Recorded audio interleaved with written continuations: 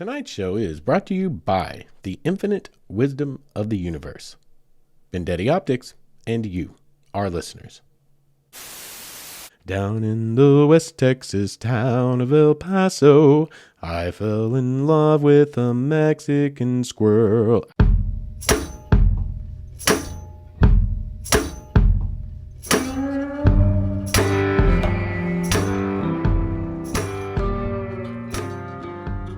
What is up, all of you Wayward Souls, and welcome back to the Wayward Stories podcast. Wayward Stories is the podcast where we tell the tales of our adventures in our wanderings and our wonderings. How have you guys been for the last couple of weeks? It's been a while since we've talked. I hope you guys enjoyed last week's classic that we brought back from the vault, so to speak. It's actually been heavily downloaded, so I'm going to assume that as I'd kind of gleaned from looking at all the statistics, as they, roll in every week, that, not a lot of the new listeners, which is, the preponderance of our listeners now are newer listeners because it's really starting to get rolling, that you're not going back and listening all the way to the beginning, which is fine. I get it because trust me, I am an avid podcast listener myself. I am still a delivery driver, though I may not be with FedEx. So all I do all day is listen to podcasts. And I don't always go back to the very, very beginning unless it's like a really, really great podcast. You know what I mean? And I want to catch it all and kind of get the whole story that's going on. So it makes me happy. I feel like, okay, maybe I didn't really cheat you guys. Like maybe that was a nice little Band-Aid. It was a decent way to kind of smooth over the fact that I didn't have anything ready for you guys a couple of weeks ago because life was being what it was, as we discussed last week. But I hope you guys all enjoyed it. But this week we are back with a hot and fresh and ready, like, what is that, like Little Caesars or something? $5? It's not even $5 anymore because inflation has ruined everything. But anyway, it's hot, fresh, it's ready, straight out of the oven, whatever. Here for you to consume tonight. Hopefully you find it palatable to your taste buds and hearty to your stomach. Anyway, y'all, things have not really calmed down all that much for me. It's been a rough couple of weeks for multiple reasons, but that's neither here nor there, and we're not going to dwell on that tonight because we are here in the studio, and I'm excited to be here because this is like one of my happy places in this whole world. But I got to tell you a couple of things. I had kind of a rough weekend in a way. I ruined one of my best good t-shirts today, and I don't know how you guys feel about t-shirts, but I love t-shirts almost as much as I love hoodies. I'll turn tricks for a good hoodie, but like I'll shank someone over a t-shirt. It's not quite as good as a hoodie, but I love my t-shirts. Anyway, I have my New Mexico t-shirt that I've had since I was in New Mexico some 4 years ago. And it was just one of those, one-off, got lucky, picked it up at a roadside stand. It just happened to fit perfect, happened to look perfect, happened to like wear and tear perfect.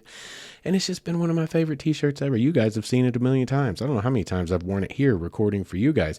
And it's always got the arrows crisscrossed across the front. Down at the bottom says New Mexico. Anyway, it died a tragic death at the hands of freaking bleach today. And I wasn't even cleaning. Y'all, I was just buying bleach for future cleaning. And the stupid, cheap plastic nozzle on the $1.5 billion marked up inflation priced bleach cleaner, the cheap plastic crap nozzle broke in my hand and fell and like sprayed like all over my shirt. And that was the end of it. And that is, the death. And like, there's going to have to be some kind of like a ceremony for this because that was one of my very most favorite t-shirts I've ever had in my whole life. But anyway, so that's kind of rough. I had a little mourning period today over that t-shirt. And also, any of you guys that are watching the episode right now on YouTube, if you look closely at my left eye, which should be frame right for you, it doesn't look right. Looks like I got popped an eye or something there. And I've kind of got like a bloodshot thing going on the inside anyway. Okay, so what happened there is I mentioned to you guys, I got a new little kitty cat, right? Luna. And she's just the sweetest thing ever, but she chooses violence every morning when she wakes up. And she decided to choose violence Saturday morning to wake me up. And she literally clawed me in the eye. And it hurt very badly. I didn't think she got my eyeball because, I know what that feels like to like scratch your cornea or something. So I wasn't like she got my eye, but I was afraid she like got my tear duct maybe because that's where it felt like she hit. And it was like a deep pain. I was like, this is more than surface. Oh my God, it hurt so bad. And anyway, I've got a little bit of bloodshot thing going on in the corner of my eye. And if you can, well, I got my glasses on. I'm not going to pull my eyelid down, but there's a big scratch on the top of my eyelid. And that cat hastily exited the room, which was probably in all of our best interest, honestly. And right now she's about to drive me up the wall because I tried to sedate her with catnip and it did not work for the recording of this episode. And she's over there somewhere making all the noises she can possibly make. I'm pretty sure she found a cowbell. So somehow, I don't even own a cowbell. I don't know how she got it. Like, it's like the Shawshank Redemption. You know, there's always that one person in prison that can procure things, that can get things. Somehow she got a cowbell. She's got contraband in the house. And anyway, we're going to try to work around that tonight. And one other piece of housekeeping beyond Luna, Kitty, Luna Petunia. I mentioned like in my ad intro opening, you know, the wisdom of the universe, brought by the wisdom of the universe. You know, it's kind of a fun tongue-in-cheek place where I kind of insert things sometimes, but sometimes they're kind of, you know, there's a little bit of something. They come from somewhere. And I was going to say, you know, I'm right in the middle of a lot of crud. Life is just very much hectic right now. It feels like I'm kind of in a phase where things are about to shift and a lot of things need to be possibly re-examined, refocused, you know, put the right emphasis on the right things, you know, like when you're really putting the tendrils out there and you're casting the net, like where you're going to go do this and that and trying to chase down a career and all these things. Some things work, some things don't. Some things start to prove that they're not serving you and other things start to. And, you know, I'm kind of like in the middle of this phase where all this is going on and I can tell a shift is in the works. Change is in the air. I don't know what it is. I just know it's there. But I realized something over the last few days. I'm watching something start to come together in the background of my life. And it's one of those things that's like, you kind of just, I gave up on a long, long time ago, ever working out in my favor. And it's like, suddenly there appears to be this. And it's like, when you know, you know. And it's like, you look up and you're like, you look around and whatever it is you believe in that causes things to happen in this world, whether it's a God or the universe or just random chance, you look around and you go, dang, man. Something knew what was going on. Like, this kind of is going to work out. You start to see something, it's like, this is going to work out. And it's like, holy crap. I am glad I survived this long to see this happen. And that's kind of like what's been going on is I've, you know, realized I've been fighting a whole life, 42 years now, almost from day one, fighting a whole life of trying to get somewhere and be something that I want to be, live a life that I want to live. And, you know, living a life in general just has a lot of components, doesn't it? There's like work, career. Hopefully it's a career you enjoy. There's outside of work. There's all these different things, you know, parts and aspects of your life. And hardly ever, rarely do they all sync up and come together, you know, where they're all like good. It's all good. Everything is moving in the right direction.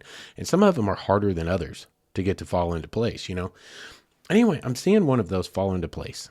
And it's just like, it's been a little bit of a reminder that even though you fail 1,000 times, just like that famous Thomas Edison quote, when that reporter asked him, you know, when you failed 1,000 times at making a light bulb, etc. And he says, I haven't failed 1,000 times. I found 1,000 ways it didn't work. That's a legitimate quote. And it's a pretty darn good quote.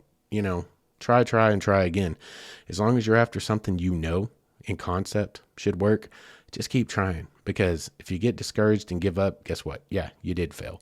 The only way you fail is if you give up. But if you keep fighting and you keep trying, eventually something may work out in your favor. And I may be looking at that right now a little bit. And it's just like a nifty little reminder that I want to remind you guys. You guys know I like to throw out my little wayward son wisdoms that I glean as I go along through this life. Whether they have any value or not, I don't know. I guess that's up to you and how you take it. I know how I take them. But anyway, I just want to throw that out there. If you guys out there fighting those fights, and struggling and getting stuck in those liminal spaces, getting stuck in the mud, trying to get out, and it feels like you're just spinning your tires, like, just don't give up. That is the key. At the end of the day, just don't give up. Never give up. Like, die on the hill that you decided to fight for. Take it all the way to the end. Never give up. Anyway, that will wrap up tonight's housekeeping, and let's get on with the show. What are we going to talk about tonight? I've named the episode, for any of you that looked before you started listening, Nomad Spirit, Sedentary Life. I mean, this title pretty much really says it all. What's it about? It's about having a nomad spirit, but stuck in a sedentary life. For some of you that don't know what a sedentary means, it means just basically in one place, settled down, not doing things. I mean, it kind of is something that's come up with me a billion times now in anthropology and all my classes is, when mankind became sedentary, when we went from being hunter gatherers to, and foragers to farmers and agricultural based societies, they became sedentary sometime around 8 to 10,000 years ago, at the end of the last ice age, at the end of the younger Dryas period. And people started to settle down. They started to domesticate wild grains and realize, hey, we can tend these crops and we can produce a crap ton more yield and feed more people than chasing down freaking woolly mammoths and trying to stab them with things until 1,000 paper cut death happens. It's tough to kill those monsters. And they become sedentary. Well, sedentary simply means that you settle down and you don't do anything. And for so many people, I mean, that's what this podcast has kind of been geared toward from the beginning, is trying to get people to be not sedentary. Get up off the couch, turn off Big Brother or Survivor or what the heck ever current reality show is the big deal. Turn it off and go outside and see the real reality. Go out and watch a sunset. Go out and hike a trail. Go out and see an elk in the wild somewhere, or a wild bison, a buffalo roaming in the prairies of Oklahoma or Colorado or Yellowstone or wherever. Like, get out and live. Go live. Don't be sedentary. And what I've got going on right now is I've been sedentary for like the last, 10 months. I mean, we're going to close in on a year soon. And that was the choice to go to college, start classes. And it's taken all my time. And yeah, and now, especially with the volunteer opportunities I've taken on to try to start getting together some really resume building opportunities for when I do finish my degree and possibly, hopefully, get a real job somewhere before I even finish my degree and kind of get started on that path, Like, that takes up all my time. My adventures have waned to nearly nothing, and it pains my heart. Y'all, I am hurting for certain. You guys have listened for very long. Some of you have been around since the beginning. You know me. You've listened to the journal of my life in audio format for the last, 2 years, but it tells the story of the last 5 or so. I mean, even more so maybe, but you guys know me. I don't sit still well. My soul literally longs to just wander, and that's tough enough, just having a normal day job and having a few weekends here and there free and a little bit of PTO to use. That's tough enough to get your fill, but take away your weekends. Take away all your time to do it. You don't get to do it at all. Y'all, I am like pining away. My heart is longing for the open road. My heart is longing for somewhere I've never been and have no idea where I'm going, and a full tank of gas. You know what I mean? I am definitely suffering from wanderlust right now. I'm suffering from being sedentary. So I have the spirit of a nomad, but I am sedentary in my life. And I figured what we could do tonight is, because I'm running out. See, this is running me up against a wall with some issues here. How do I make episodes for you guys about interesting things if I don't have any interesting things left to talk about? Because I'm not getting to do anything. I don't get to replenish the old arsenal, with a new story to bring to you guys. Those things are great starting points. I get to go make a new, memory, learn a new place, see a new thing. And it's a starting point where I can take the whole area, a whole new place, and bring it into audio format for you guys and try to make it real and try to make it something that I can get you to lust after and get off your tails and go live. Man, you guys know what I'm all about. So anyway, I decided, because I don't have a lot to work with right now, I've got a few episodes that just haven't really struck me kind of in the bag, as inspired. They're still, just simmering on the back burner. It kind of dawned on me. It's like, what's really on your heart right now, Justin? What's really on your mind? What are you carrying around? Well, I'm carrying around this feeling of being a caged animal. I'm carrying around this lust in my heart for the open road and the freedom. I'm carrying around this nomad spirit that's literally kind of caged up right now in the confines of this house. I should talk about that. So what can we do? What can we make an episode out of if we talk about that? Well, what we can talk about is what I want to go do. Let's talk about some of Justin's bucket list ideas, adventures that are on my mind that I want to go do.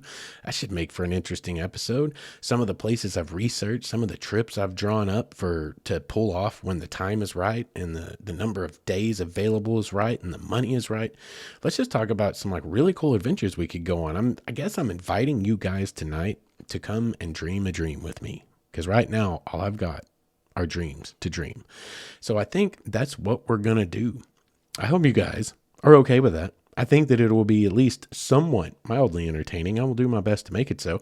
And I feel like, we may have some, I don't know, we can really go down the path. We can really dream together, I think, because who doesn't love to hear about some great ideas for some great adventures?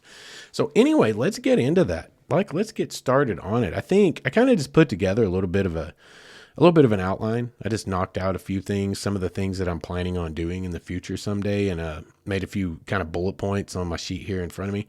And the first one I put on the list is Big Bend.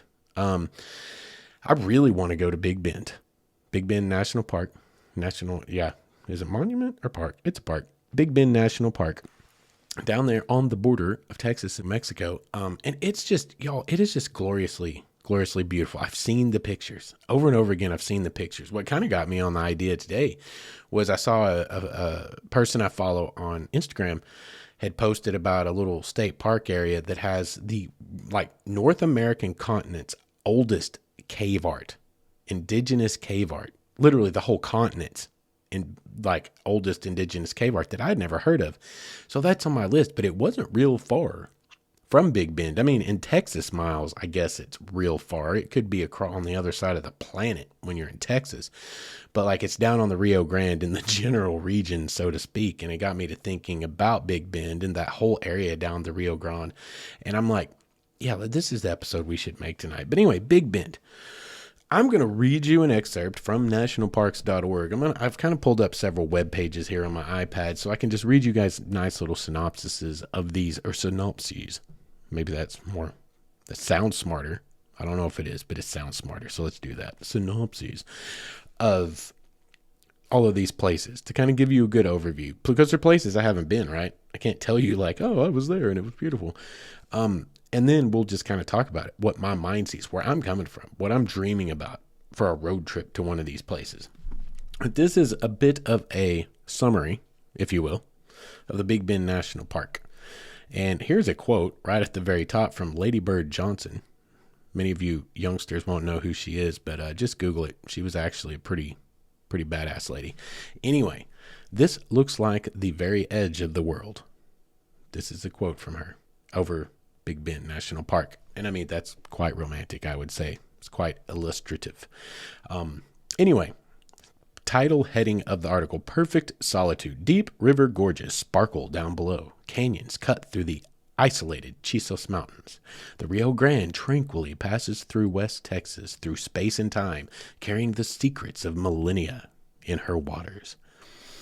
I wonder who Millennia is. I bet she has got some really, really sordid secrets. That sounds like fun to me. I'll Google that later. Anyway, Big Bend offers plenty of activities for visitors of all ages. I'm sorry, that was a terrible pun. I don't know to be proud of myself or ashamed for that one. Anyway, Big Bend offers plenty of activities for visitors of all ages. The park boasts 150 miles of hiking trails through mountainous deserts, terrain, and along rivers. Visitors will be drawn to geologic structures that date back millions of years, as well as 1,200 species of plant and 450 species of birds. Additional park activities include scenic drives, programs led by Big Bend Park rangers, and stargazing. Big Bend National Park is located in the southwestern part of Texas, along the Texas-Mexico border.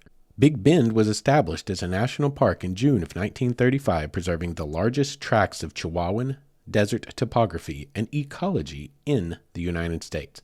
The park is comprised of 1,252 square miles of land, making it larger than the state of Rhode Island. But to be fair, my living room is larger than the state of Rhode Island. Within Big Bend National Park are numerous geographical contrasts. These include vegetation belts along the Rio Grande, the sparseness of the Chihuahuan Desert, the peaks of the Chisos Mountains, and the limestone outcrops of the Persimmon Gap and Boquillas Canyon. Boquillas. That would be right. It ain't Boquillas, Edna. Boquillas. That'd be right. Boquillas. Yeah. Double L's in Spanish are a ya sound for all of you out there that didn't know that. Anyway, so Big Bend is, from all the pictures that you can Google and see, and I pulled up a whole mess of pictures and looked through them, and Big Bend is gorgeous. I've been looking at it for years, guys. I've been looking at it for years. Big Bend is a gorgeous place. And it's like so desolate, but see, there's like a beauty in the desert desolation. You know, I've mentioned this on the show before, when I wanted to drive to San Francisco instead of fly, when I was going out there for Big Purple way back in the day. So many people were like, why in the hell would you want to drive there? And I was like, why in the hell would I want to fly over all of that and not be able to see it? Like, the desert Southwest is like iconic. It's romantic. It's mysterious. It's mystical. It's beautiful. And they're all like, it's boring. And I'm like, no, Kansas is boring. I love you, Kansans. I know I pick on you guys quite a bit, but it's just true. I'm sorry. But it's not. The desert's not boring, man. Like mesas, all the reds and the yellows and purples that come up in the mesas and the outcroppings and the sunsets in the Southwest. Oh my God. And you've not lived until you've been literally T-boned by a tumbleweed the size of a Volkswagen Beetle doing 85 miles an hour straight across the desert floor. I nearly wrecked. I nearly had a wreck because I thought I'd been hit by a car. Did not see that coming. That you know you're alive. That heart starts racing, you know you're alive. And you question if you might almost be on the verge of being dead. You know, maybe you need to get a heart checkup. But the desert is gorgeous. And Big Bend, there's a reason. See, national park status does not come easy. They don't just pass that stuff out. And sometimes they take it away, as we learned several episodes ago when I talked about Oklahoma's first national park. It was revoked of its national park status because they were like, yo, you know, they got down the road a little ways and all these other things were kind of cropping up. And they're like, this is a cool, pretty place, but really a national park? Like, yeah, let's make it like a national kind of forest grassland type of wilderness reserve type of thing. You know, it lost its national park status. National park is a lofty status to achieve. They don't just hand that out, you know. Big Bend, obviously, is deserving of that for a reason. I just kind of read some of the things about it to you, but you can imply to it what you do know about the Southwest and just imagine it. And go online, Google it. If you're listening to me tonight or watching me tonight, sitting in your chair, pull it up on the old laptop or the iPad and just look at pictures of Big Bend. That would be an awesome time, y'all. And can you imagine stargazing? Like, you know me, I like to attempt astrophotography. Big Bend's a dark sky park. It's like one of the big ones. People love to go out there for astrophotography. I can't do it properly because I don't have the equipment to do it properly. And if I don't have the equipment, I can't learn to use it, right? But I can do it to a degree with the camera that I have, and I would be all about that. But just imagine it for stargazing. You don't need to be into astrophotography to go stargaze. Y'all, if some of you folks, especially you folks that have never really been out of the city, and I've met some of y'all, I've talked to some of you guys over the years that literally have never seen the Milky Way with your naked eye. Like, there are places on this planet, and several right here in the United States of America, where you can see the Milky Way with your naked eye. It's a haze that just drapes across the sky. I mean, it's not like the pictures you see because you're not taking 30-second long exposures with your eyeballs. They don't work the same as a camera shutter and an aperture. You know what I mean? Like, but it's still there. You can see the Milky Way. You can see this haze. And what you can see is probably 1,000 times as many stars as you'll ever see in a city. Or definitely, probably hundreds of thousands of times more stars. Like, the sky is literally, it's indescribable is what it is. It's ineffable. That's a big word for indescribable. There are no words. Anyway, y'all, Big Bend on my list. I cannot wait to go down there someday. It's totally, that's one that I've got to make happen, because you want to talk about the vast expanse of nothingness and the adventure, the exploration of the unknown, the mystery of the unknown. Boy, get down there and spend some time. And plus, you're not very far from El Paso. Like, I got real close to El Paso when I was in Las Cruces, and I just didn't make it down there because time constraints. But you can get up towards El Paso as well. And El Paso, like I've had this idea. I'm about to give you guys an insight into my twisted mind. When I figured out what TikTok was, I would think we talked about that here on the show too. I was like, what the hell is this madness? When I figured out TikTok was and I started trying to utilize it to drive people to this podcast, which actually worked. And I haven't done anything with it in a while because of time, man. You guys know how long it is to go through and find something interesting in this show and take 30 seconds of it and then chop that into like 10 seconds and then put it on. It's a whole thing. But when I figured that out, I had this idea because I watched a whole bunch. I sat down for 2 minutes one night to watch TikTok and suddenly it was 3 hours later and I hated my own soul. That stained my soul that night. But anyway, you kind of figure out what's going on with TikTok and the format that it is and how to utilize that format to make, interesting little videos. And there's some really funny people out there. But I just had this idea. I was like, this is how TikTok works. And, somewhere down the line, somewhere in a few days or so there, something crossed my mind. And I'm always in my head, like my daughter, I always call her my little squirrel girl because it rhymes, because I'm just weird like that. I call her my little squirrel and it used to annoy her and I would get tickled. And so anyway, squirrel and girl rhyme, right? And it dawned on me, if I could ever get to El Paso and I could hunt down like a taxidermied squirrel and maybe like a cute little sombrero to strap to his head, I know I could find like a big painted mural, welcome to El Paso, and I could make a viral TikTok. And just me with that squirrel going, down in the West Texas town of El Paso, I fell in love with a Mexican squirrel. I just feel like that would go. I think that would be fire, as you kids say. And that's a glimpse into probably a lot of what's wrong with me. But anyway, around it, that will probably happen. Y'all look for that someday. If I ever get down towards El Paso, I'm already on the lookout for some taxidermied squirrel and tiny sombreros. I can tell you that right now. Anyway, that's the mind of Justin. But again, getting out there into the desert Southwest, I'm so about it. And is that though? Can you call that the desert Southwest? I mean, it is, but you're almost into Mexico. That's the Chihuahuan desert. That's not like the Southwest as we think of it, which we're about to talk about. You talk about New Mexico, you talk about Arizona, Southern Nevada, the Mojave out there. Anyway, around it, it's out there in the general region, and it's got all of the awesome things that the desert has to offer. And you guys don't sleep on the deserts. Like if you're just of the mind, like you guys know I love mountains too. I love the mountains. But deserts are their own thing, their own special ecology, their own special beauty. And they kill at sunset and sunrise. Man. I want to get back to the desert so bad.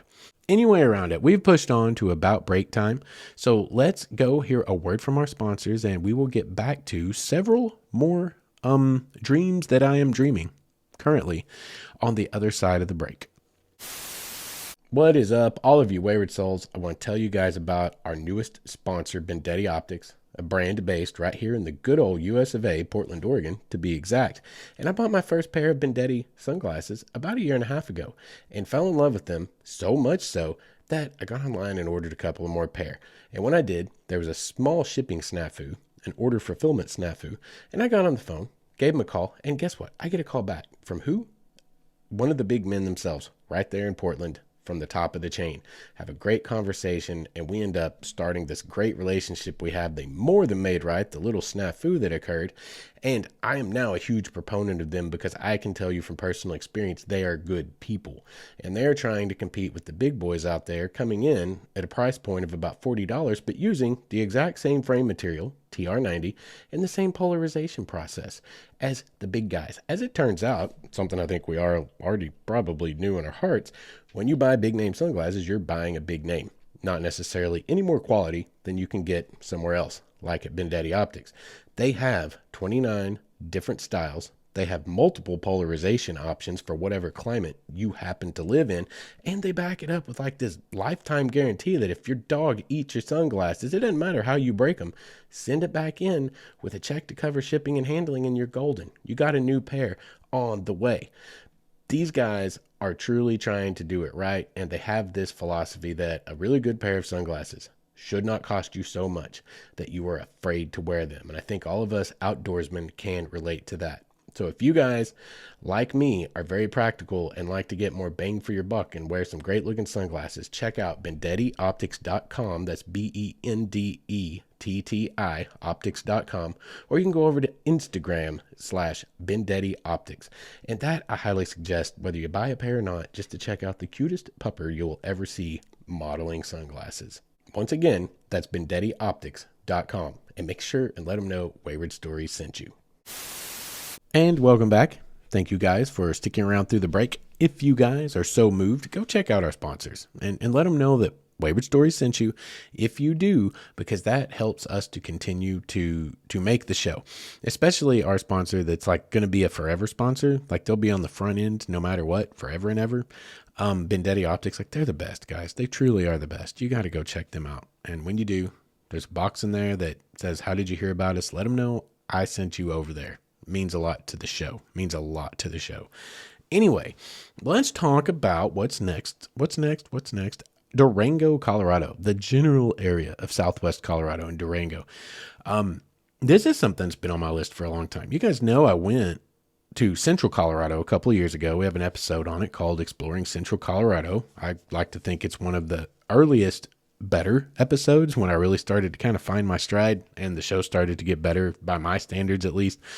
And it's right in the general area of when I was able to start saying, maybe I can go back and listen to some of my episodes every once in a while. Those early ones just murder me, but it's a good episode. Go check it out. But this is, Southwestern Colorado, still similar, in very many ways it's similar. And I want to go there and check it out.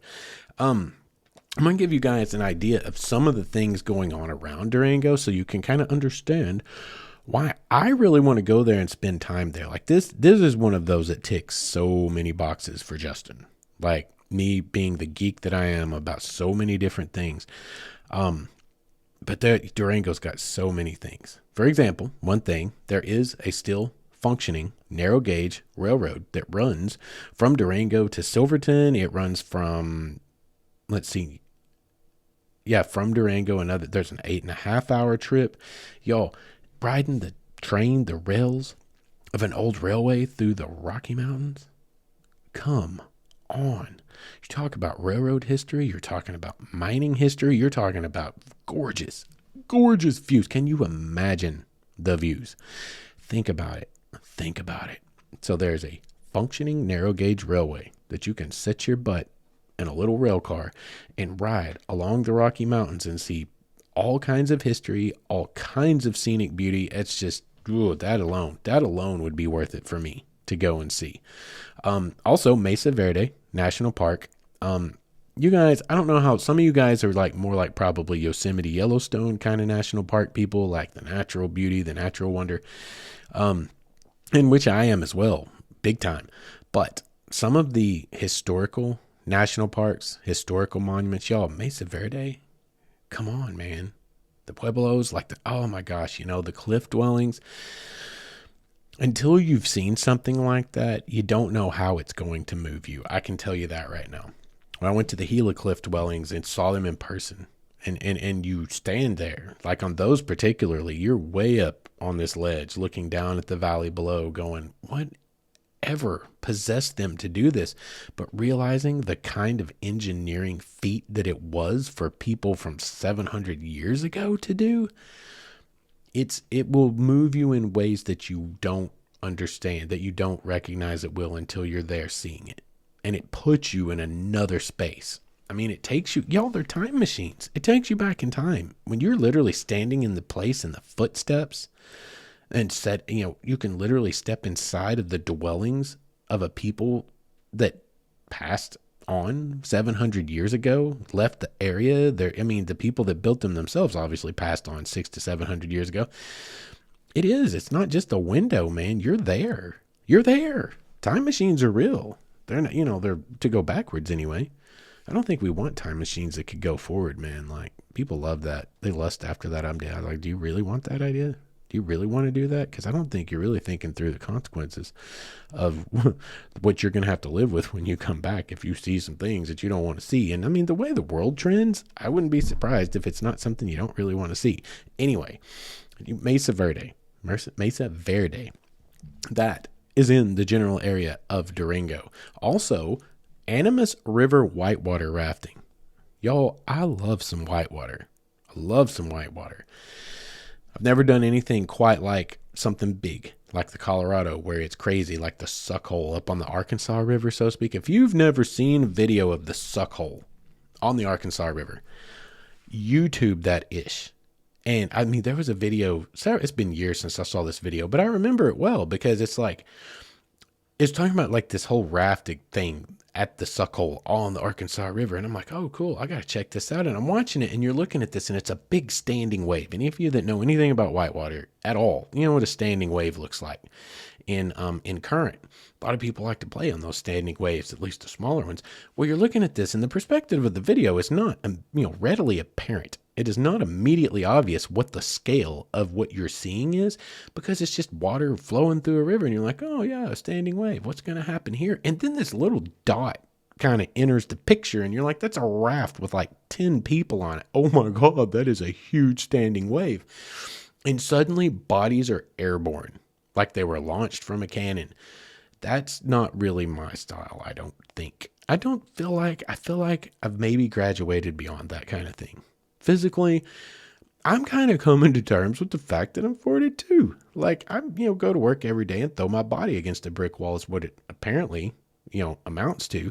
And I just realized there's certain things I'm going to have to let go. And I feel like getting launched from a raft, God knows how many feet in the air, as if I was being shot from a circus cannon, probably does not fit into my future plans very well. I feel like I could have long-term consequences that might affect the quality of the rest of my life, so to speak. Looks awesome and something I would have done things sort of like that. I mean, I used to do all kinds of stupid stuff just to say I did it. And that's part of why a lot of my body parts don't work now. Like, listen, youngsters, just listen. There are consequences to your actions, especially when you're using your body to do it. But yeah, whitewater rafting could be a blast. I think especially in a river where you're not literally, again, being flung like a rag doll around. So you have the Animas River with whitewater rafting right there around Durango. And something else that's going to be going on around Durango. Now, listen, a lot of people are really into the ATVs or the side-by-sides, like the off-highway vehicles, the Razors, and then Jeeps, and there's all kinds of outfitters out there that will put you in a Jeep if you don't have one, put you in a Razor if you don't have one, and you can get up on those passes and those trails through the Rocky Mountains. I'd do it in a heartbeat. You want to talk about explore the way I like to explore. Again, go back and listen to the Central Colorado episode. If you want to go explore the way I want to explore, go and take your Jeep or your Razor or have someone put you in one and get you an old map. Get the old Google going and look for some abandoned ghost towns, some abandoned mining towns. In Colorado, they're everywhere. And they're amazing because they're so well preserved because they're the mountains, they're high desert. They're up above 7, 8, 10,000 feet sometimes. There's not a lot to weather them into nothing. And they are so well preserved. And y'all, again, take a step back in time. Maybe not 700 years. To an indigenous people who eked out a life of hunting and gathering and foraging and even farming in the valleys below by building these mud brick structures on the side of a damn bluff. But you're going back 150 years, 160 years to a time where literally like some of the hardiest explorers in the world were out there trying to prospect and make a life and make a living off of gold and all of that kind of stuff. And they built some of the most amazing things you will ever see out there. And I don't know if you guys can see this, but Luna's decided to make an appearance on the show. Luna, come here. She's about to knock everything off the shelf behind me, as cats do. I'll see if I can get her over here and let you guys watching on YouTube take a look at this thing. Come here, baby. Come here. Come on. Oh, you little stinker. Here we go. here is, sorry for all the racket. Here's Luna Petunia for anyone who's watching. Look, you're famous now, girl. Like 35 people think you're adorable. Oh, you're purring?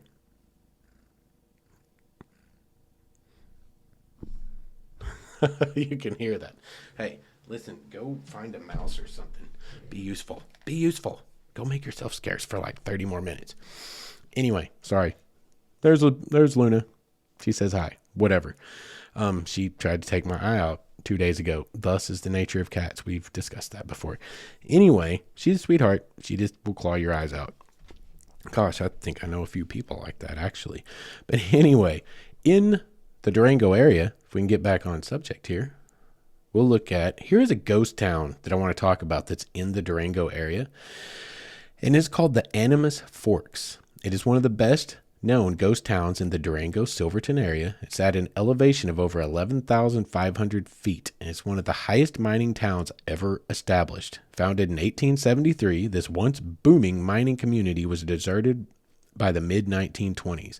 The town is on the National Register of Historic Places, and the remaining buildings have been stabilized so visitors can safely enter and explore. There are 9 structures in the Animas Forks that visitors have complete access to, the oldest being the town's jail. Interpretive brochures and maps are available upon arrival. Animas Forks is part of the Alpine Loop Scenic Byway. The byway is a 4-wheel drive terrain that traverses the summits of the Rockies. Spanning some 65 miles, the Alpine Loop runs between Lake City, Ouray, and Silverton and takes more than 4 hours to complete. The spectacular views make it well worth the time. Be aware that the road requires a vehicle with high clearance and the ability to handle rocky terrain. Most adventurers take a Jeep on this excursion since the narrow roads make traveling with a full-size truck less than desirable. That, y'all, that is fascinating. I want every last ounce of that. That alone will take me to Durango someday. That trip alone, that ghost town in that 65-mile byway through the Rockies, 4-wheel drive, that alone will take me to southwestern Colorado someday. That right there, that gets me excited. Y'all, scenic beauty mixed with history, mixed with amazing sunsets, I have no doubt, on the western flank of the Rockies. Oh my God. Sweet Jesus. We're going to do that. That's going to happen. So anyway, Southwest Colorado, definitely on my list. Let's see. What else? Ooh, we're going to talk about this probably for a few minutes. Let's get to Glen Canyon. Let's talk about Glen Canyon. Let's talk about a lot of southern Utah right there around Glen Canyon and on the way out there. Y'all, this would be like a 1 to 2 week long trip that I would be all about. I mean, 100% all about. And this actually is a trip that almost happened when I went to New Mexico. Those here, you guys remember back in November, my birthday / Thanksgiving episodes about going to Las Cruces and the Tularosa Basin and the Oregon Mountains and Gila Cliff Dwellings, like we just mentioned. What I almost did that week was this. And I would have loved for it to been this. The reason it wasn't this is because it was like minus 13 degrees in southern Utah at that time. And that didn't really sound wonderful to me. While I do love some extreme weather, not for like several days when I'm trying to have an adventure and I have to be outside. Losing the end of your nose to frostbite is not my idea of a good holiday trip. But anyway, this trip alone, what got us there to start with? What is the reason I started looking at this whole area and came up with like what would be essentially, it'd probably take a week minimum to do this up right. Maybe 3 to 5 days you could do it and really see a lot of really awesome stuff and have a fun road trip, and one that can maybe fit a budget or fit just a certain amount of PTO days and a weekend. Used together. But I would say to do it right, you probably want 7 days. And to really, really do it right, maybe 7 to 10 days. Because there's a lot going on in that area. If you don't want to just do drive-by shootings and, of photography, to get the pictures and say I was there, but you really want to explore, you would need a few days. But what got us there to start with was Lake Powell and Glen Canyon. Glen Canyon. Lake Powell is a part of the water system out there alongside Lake Mead. And you guys know that's been in the news a lot for the last few years because they're like down to like their water levels are down literally hundreds of feet. This is like a historic drought that's going on in the Southwest. They've got some real problems out there. But one of the things that came from that is Glen Canyon has started to become exposed again for the first time in like over 60 years since it was flooded. And that's really significant. I've heard many people say that it's America's lost national park because it was flooded. It's apparently just as it's everything you could ever hope to find in an Arches, down in a Grand Canyon, down in the Canyon lands. And there was like a huge protest against it at the time that was all flooded. But now, see, this is what makes it really, really fascinating and really, really cool, and something that really, really has made it to the very tip top of my bucket list, just in case they ever, the gods ever smile upon the Southwest again and let the bottom drop out of the clouds and it fills back up. We may never see it again. Hasn't been seen for 60 years, and not many people expect that they would ever see it again until this historic drought happened. I'm just going to give you like just a few quick words from an article that I wish I could read all of to you, but that would be an hour-long podcast episode in and of itself. But it's from the New Yorker, and it's titled "The Lost Canyon Under Lake Powell. Drought is shrinking one of the country's largest reservoirs, and it's revealed a hidden Eden." Eden's a big word. I know people like to use it. It's very illustrative. It's very illustrative. Yeah, no, that's right. Illustrative means illustrative. It's very much illustrates what's going on here. Here's a little subtitle. As Glen Canyon reappears, devotees are celebrating what, by most standards, counts as a disaster. See, they don't have any water out there to like put in people's bellies to keep them alive. They've got problems, but this canyon is absolutely gorgeous. This is a very, very contentious political subject that I am not going to take a side on here, but I will say this. There is a window of opportunity right now where this Glen Canyon is once again available to be viewed. And for any of you adventurous people out there who would like to see something that, should nature begin to cooperate again, should Mother Nature have mercy, we may never get another chance in our lifetimes to see. So, something to consider. But anyway, I'm going to read you a paragraph real quick from this article. It's the only one I'm going to read, and then we'll talk about it kind of in general in the rest of this area. But this is a very, it's a very potent paragraph, I think, kind of tells you something. In the 6 decades since the dam was built, the living memory of Glen Canyon has mostly been lost. Relatively few people visited the canyon when it could still be run by raft, and all but a handful of them are now dead. In the meantime, the place has acquired an almost mythical status. It was a kind of Eden, more spectacular than the Grand Canyon, and, at the same time, more peaceful. It was a fairy tale maze of side canyons and side canyons with their own side canyons, and each one offering a different marvel. Edward Abbey, who was one of the several writers and artists to float through Glen Canyon shortly before its inundation, called the closing of the dam's gates to fill the lake a crime. To grasp the nature of this crime, he wrote, "Imagine the Taj Mahal or the Chartres Cathedral being buried in mud until only the spires remain visible." So this is how people viewed what Glen Canyon is. I have done some Googling, and I have searched through some photographs, and it is absolutely shocking how beautiful it is. And it's actually kind of shocking and surprising it didn't manage to find its way into its own national park status and protection of that comes with that status before it was inundated. But again, that's politics. That's 60 years ago, and the Southwest needed water. Las Vegas, we like money, right? Las Vegas gets a lot of money out of people's pockets and gets that money into the government's hands. Taxes and all that kind of stuff.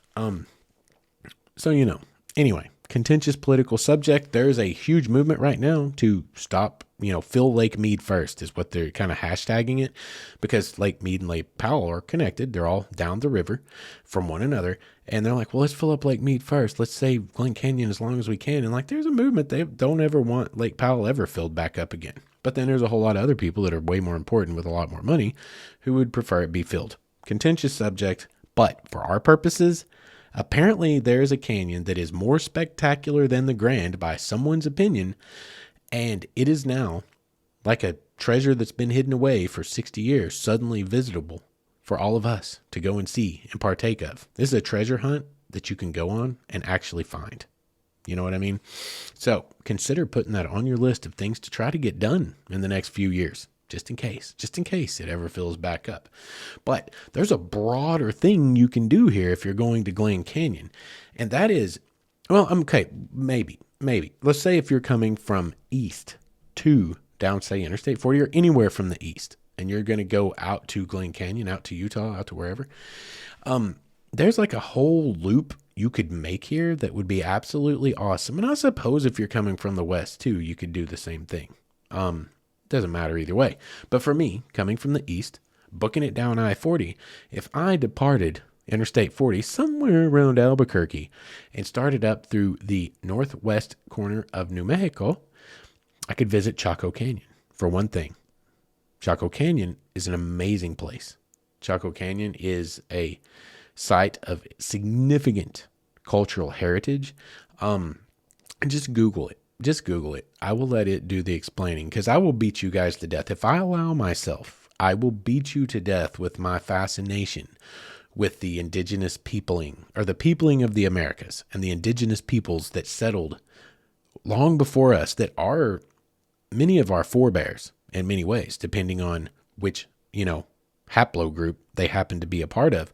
But it's fascinating to me, and I will beat you to death with it. But Chaco Canyon is an amazing place. Also Canyon de Chelly, but I didn't actually look to see what its relation geographically is to this. But anyway, Canyon de Chelly, Chaco Canyon. But Chaco Canyon would be the first stop. Go and see some awesome indigenous ruins from many hundreds of years ago out there in the desert Southwest, which is its own mystical thing. What do you think they call New Mexico, the land of enchantment? It really is. If you've not been there, go to the Enchanted Circle around Taos. If you've never been through there, you don't understand what they mean. But when you go there and you see it with your eyes, you're like, it's magical, man. There's something to it. There's something in the air, something in the water, something in something. It's in the atmosphere. It feels enchanting. It's a different kind of place. Anyway, Chaco Canyon be first on your list. You go from Chaco Canyon and then you hit Monument Valley. Okay. Maybe you've heard of Monument Valley. Maybe you haven't. I don't know. I think most people have, but maybe you haven't. Google that. You want to see some amazing pictures? Well, they're monuments. They're not man-made monuments. They are absolutely stunning geologic features jutting from all over the landscape. And the pictures, the photographic opportunities. Oh my gosh. And it's the Southwest. It is that beautiful, desolate. And even though it's desolate, it's not desolate. It's teeming with life. There's all kinds of stuff. It's just by our standards. It's not giant deciduous trees. It's not giant conifers. It's not, big pine trees and oak trees. And it's not mountainous, but it is mountainous in its own way, heavily weathered. A lot of the landscapes are volcanic, and that alone is beautiful to see. Oh my gosh.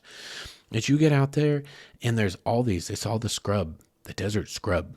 And the cacti and all of the different plants and animals and the road runners. Y'all, it's a thing. It's a thing. The desert is its own whole thing. Do not sleep on the desert. But Monument Valley would be next on your list, and you would drive right through it on your way to Glen Canyon and Lake Powell. And there's a lot to do there at Glen Canyon and Lake Powell. From Glen Canyon and Lake Powell, when you come back out, you could go to Canyonlands. Maybe you've seen pictures of Canyonlands National Park, or is it a national monument? That I'm unsure of. Either way, it is national parks, administered one and the same, more or less. Go to Canyonlands. Again, photographic opportunities, the beauty, the magnificent beauty of what erosion can do to, what is the right word here? Let's go with something really descriptive. Ginormous ginormous geologic features all over the landscape. Canyonlands, y'all. Again, a beautiful national park, preserved and protected for us to go and enjoy. And to round it all off, when you leave Canyonlands, you head up to Arches National Park, right up there on the border with Colorado, Utah and Colorado. And I know you know Arches because there's that very, very famous picture of the arch, one of the arches in Arches National Park. Y'all, think about that. Chaco Canyon to Monument Valley to Glen Canyon, America's lost national park that has reemerged for possibly a very short window for us to enjoy, up to Canyonlands National Park, up to Arches National Park. And then, hey, guess what? If you really wanted to make this into like a 2-week-long adventure or something, you're right next to Durango in southwest Colorado. You could actually loop back through there on your way back down to 40, and we could tie together previous Wanderlust trip that I talked about and this one. They're all right there in this giant loop. Oh my God, my soul is on fire. It used to do that a lot, and then it like spread to my head and I lost all my hair, and you can see what happened with that. But y'all, those right there are some trips that have to happen in my lifetime. And I would love to see them happen in your lifetime. Like I've talked about, I really do care about all you people that I don't know. I truly care about you more than you know. And a lot of people can't understand that, and that's fine. I don't care if you understand it or not. But I really do care. Whoever the hell you are out there, I care.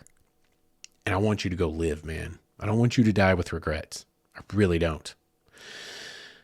Take some advice. Follow that nomad spirit if you get the chance. Right now, I'm dying. I'm dying over here because I can't get out. I can't satiate my soul. But maybe you can. And maybe you can start to plan, and maybe you can dream a dream. Like, let's go get it, y'all. Let's go get it. Anyway, let's do one more. Like we're pushing close to an hour, but I think I've gotten you guys spoiled to hour and 15-ish minutes, hour and 20-minute episodes, and everyone seems to really like that. I know personally, I'm a huge fan of the long form podcast. So I still have several on the list. So let's just pick one and let's talk about that for 10 or 15 minutes, and then we'll call it an episode. How about that? Sound good to you guys?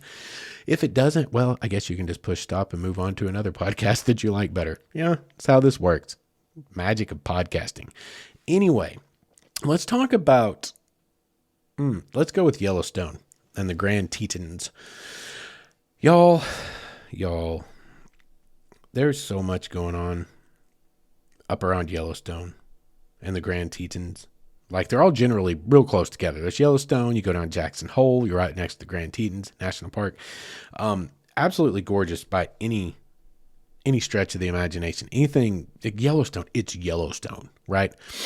I personally love it up there where the Rockies meet the Northern Plains.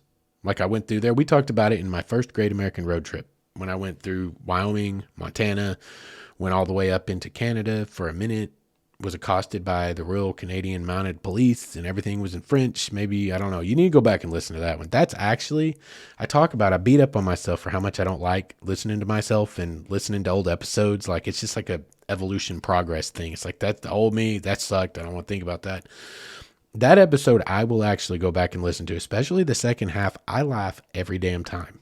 When we get to the border of Canada, from that point on, no. When we get into Wyoming, I laugh almost until the end of the episode. It's a true story. All of it's true, but it's good stuff. It's good stuff. Anyway, that would be my first Great American Road Trip. It's back almost a year ago. Actually, I think it was a year ago at the making of this episode. I saw it in my Google photo memories or whatever just the other day. But this general area, Yellowstone's right next door to where we went through Billings and all that stuff, Bozeman, like it's right next door. Yellowstone alone doesn't really need much to be said about it. The Grand Tetons might, because I mean, I think a lot of people have probably heard that name, but are less familiar with the Grand Tetons and what's going on over there.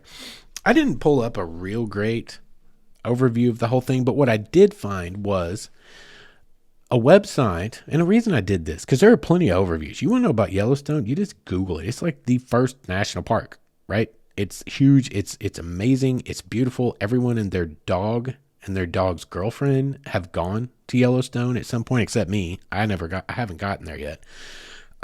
But everyone knows about it. It's super, super famous, right? So I didn't pull up some crazy little synopsis or whatever just to try to get, because you know. But I did find this as I was trying to find a really good summary, which I didn't really come across. This is someone trying to sell you a package adventure to Yellowstone and the Grand Tetons, and they're right there together. So I was like, this should be read to you guys. It'll give you an idea. Yellowstone, and this is a package, again, a vacation package. Somebody wants to sell you. It's offthebeatenpath.com. Yellowstone and Grand Teton National Parks are the focus of this journey, sitting side by side yet offering such complementary landscapes and opportunities. The combination of prolific wildlife, unique geothermal activity, and sheer beauty is simply unmatched. From Bozeman, take a trip along the Yellowstone River through the Paradise Valley. It leads us to our first stop, Yellowstone's Mammoth Hot Spring, where we'll stroll the boardwalks around Mammoth's subtly beautiful travertine terraces and get to know about the park's wildlife and history with a visit to the Albright Visitors Center. After, we'll check into our accommodations nearby. Wake early to begin this journey to the heart of the park, where we settle for 2 nights. With an eye out for wildlife, always, we look for rainbows in the waterfall mist at the Grand Canyon of Yellowstone and watch for bison, coyotes, elk, and maybe even a grizzly in the Hayden Valley. Things heat up with a day of exploring Yellowstone's colorful hot springs, bubbling mud pots, and spouting geysers. Of course, I'm sure Old Faithful would be one of those. Next stop, Jackson Hole, where the craggy Tetons cast their shadow. From a wonderful lodge, we spend days hiking in the Rockefeller Preserve, boating across Jenny Lake, and strolling around the Jackson Town Square and floating scenic stretches of the Snake River. I felt like that was actually a pretty good thing to read. And I also wanted to read it because I realized they get down here and the prices start at $6,000. And I was like, yo, y'all want to pay me $6,000? I'll take you more places than that. Like, shoot, I know I can take myself for a lot cheaper than that, and still see the same stuff and probably more, because that's how I roll. Anyway, y'all, that is an area that is on my bucket list, is to go see that entire area. You guys know how I like to roll. I've told you guys before, set a window of irresponsibility responsibly. Okay, have this much time, have this many days, and then go and see what the world holds. I do not like to build a huge itinerary, because it suddenly you're like, oh God, I'm running out of time to go do the other thing. Okay, we got to stay on schedule. And then it ruins the whole thing. Where's the freedom of adventure? Where's the excitement of the adventure? Where's the freedom of the road in that? Right? Like, okay, I generally know where I want to go, and I generally know what's there that I want to see. Maybe there's 1 or 2 things that just are must-haves, must-dos. Beyond that, y'all, the real fun is all the little in-between things. For everything that you see in a only in your state article, for every single thing that you find that's actually marked on Google Maps, there's hundreds of things within a few hundred miles of it that aren't there, that haven't been reported, that you haven't found out about, that other people don't consider to be as amazing, but might just knock your socks off. There's so much. Some of the most amazing things I've seen and the most fun things I've found to do have been things that came up along the way when I had time to go and explore it. That's why I build my adventures the way that I do. And that's what I would like to do here, is go up into that area and just explore. Hit the big things in Yellowstone, because it's a have-to deal. Go to the Grand Tetons and just explore everything. See what's there to see. Go up in the mountains, hike all the places. Y'all, when you get into those areas, you start grabbing the brochures in town, at your hotel, at your lodging, at your Airbnb, whenever you go in somewhere to eat, and start seeing what's local, or pull up Google Maps while you're there and start looking around. You ask the locals. If you're not a jerk, you will find out so much cool stuff just by asking somebody. Hey, how are you doing today? Yeah, man, here from out of town, doing my thing, blah, blah, blah. What's somewhere really cool that, like, you guys know about that, like, nobody else really goes and does? Y'all, tell them what you're into.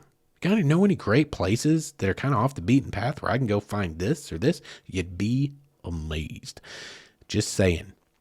Being nice pays off way harder than the weird gratification some of you jerks get by being jerks. I don't know. Some of you guys just enjoy being assholes, and I don't know why, but you do. And I'm just saying, whatever that does for you in your soul does not nearly outweigh how much life better is if you're just nice to people. Anyway, I will die on that hill. Come at me. Anyway, I want to get up there and do Yellowstone and the Grand Tetons and just explore that whole area. Explore all of that whole area because, guys, there is so much there. I mean, you look at the pictures of Yellowstone, you already know what's there to see.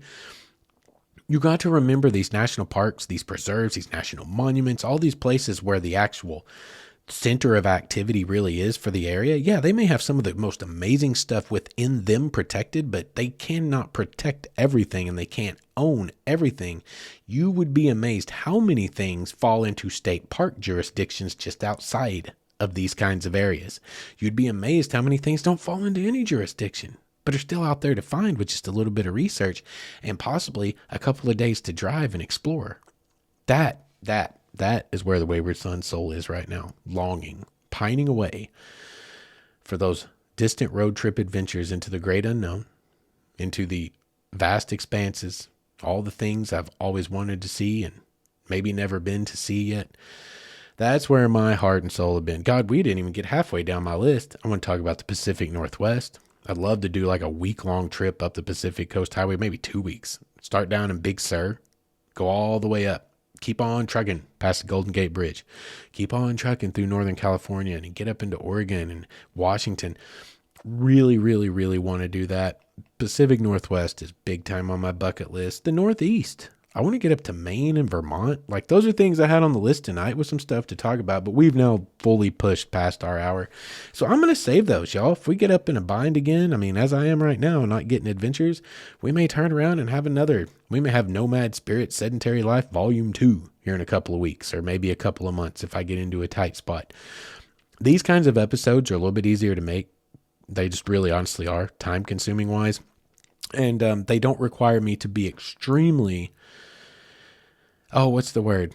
I've been talking for over an hour now, and you know how my brain gets, guys, but I don't have to be extremely inspired. I don't have to be struck by something as like, oh, I'm fired up to talk about this tonight, because this is something where we can talk about really interesting stuff. I can talk about how I see it or things I've done like it, and we can get pretty darn good podcast out here and something to keep you guys entertained as you go through your workday. Or hopefully, I like to think, in my mind's eye, view inside Justin's mind. I record in here at night because in my mind, we're just telling stories. In a way, we're sitting around the bar. You guys are having a drink. I'm having an iced tea and I'm telling stories. We're talking. I'd love to be hearing your stories in return. To me, this is the kind of thing I hope in my mind. I always just picture you guys are sitting at home in your easy chair, drinking a glass of wine or a cup of coffee or what the heck ever. And we're just chilling together.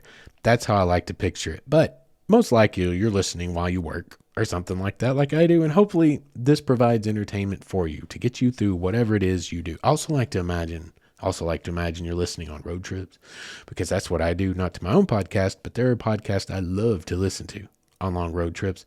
And I would like to think that I am one of your travel buddies. I'd like to be all of your travel buddies, riding along with you guys as you're cruising down the road on some adventure of your own. Like I said a while ago, I care more about you people I've never met than you would probably believe, but it is what it is. And I hope you guys are out there living your lives regret free. No regrets. Get it tattooed across your chest and spell it Ragrets.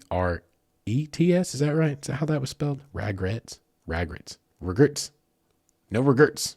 Anyway, we're going to call it an episode because I'm starting to get weird. I can tell it's time to shut it down for the night. Anyway, I'm glad you guys have joined us once again for another episode of Wayward Stories. That makes my soul happy. You guys continue to come in every week. The downloads continue to rise. That is awesome. I see progress and I love it. As always, I hope that you will like and subscribe. I hope that you will share this in maybe your Facebook groups. I can always tell when that happens, and we have huge jumps and downloads. It's awesome. I hear from people. I love it. So share it. Again, the subscriptions and the reviews are huge. If you guys are listening on Apple, Spotify, anywhere you're listening, if you get 5 seconds, maybe literally 2 or 3 minutes, and you feel frisky and you want to support the show, just drop a line on there that you enjoy the show, give it a 5-star rating, and it helps immensely. Anything else that you guys would like to find out about what I've got going on, you can find out over at waywardstories.com. As always, that's where the nexus of all information is. You can listen to the show there. You can watch the YouTube there. It's all right there on the front page. Many other pages to explore over there. if you wish to. And other than that, I'd love to hear from you guys. Send me an email, mywaywardstory@gmail.com, or you can send me a message on Facebook Messenger. That's over from waywardstories.com. You can get to my social media pages. Y'all get in touch. I'd love to hear from you. Love to hear from you. If you're listening on YouTube, please hit the like button. That helps as well over on YouTube. And remarks left. We've got a good friend that's always popping her head in as she is on her nomadic lifestyle, apparently all over the damn country. Crystal, always happy to have you listening, as I'm sure you are tonight. Anyway, all of you guys out there, have a good week. I hope you have a better week than I have for the last two. And until we meet again, you guys go out there and chase that nomad spirit. And don't forget to be good to each other.